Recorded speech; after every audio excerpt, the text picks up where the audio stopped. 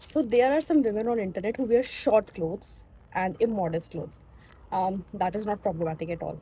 You can wear whatever you want because it's a choice, right? But the real problem arises when you self-objectify yourself in order to gain validation and attention from the people, and you earn money out of it, right? So now then there will be some feminists who will come and defend this. But let me tell you one thing: you are not defending feminism at all. Rather, you are promoting patriarchy because patriarchy always want you to look in a certain way. And then some women will give the arguments कि it's not problematic because उसने अपना consent दिया है, वो उसकी मर्जी है, वो अपने आप को कैसे भी दिखाए, वो कैसे भी करे, राइट? नहीं, कंसेंट भी एक इल्यूजन है यहाँ पे, बिकॉज कंसेंट जो है वो सोसाइटी ने स्ट्रक्चर किया है. और and when you showcase your body like this, right, you are just reducing your body to a mere instrument in order to please others, which is wrong.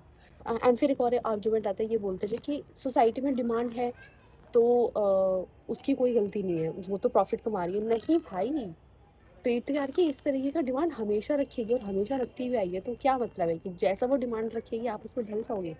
यही तो हो रहा है ना, फिर आप एक्चुअली में पेट्रियार्की ही उसमें ढल रहे हो. पेट्रियार्की ने डिमांड किया कि आप एक ऐसे तरीके से देखो तो हम आपको ज़्यादा देखेंगे. आप वही कर रहे हो actually, right? So you should stop doing this. आपका अगर कंसेंट है सच में ये पहनने का तो पहनो, this is that is totally okay. But अगर आप सिर्फ और सिर्फ मेयर अटेंशन के लिए और पैसा कमाने के लिए पहनो, दैट इज़ रॉन्ग. बिकॉज ये कैपिटलिज्म का आइडिया हो गया कि कहीं भी दिखे, कहीं भी, कहीं से भी आपदा दिखे, मतलब कहीं से भी दिखे ना कि यहाँ पे अपॉर्चुनिटी मिल रही है तो ले लो, even if it is immoral. So learn the difference.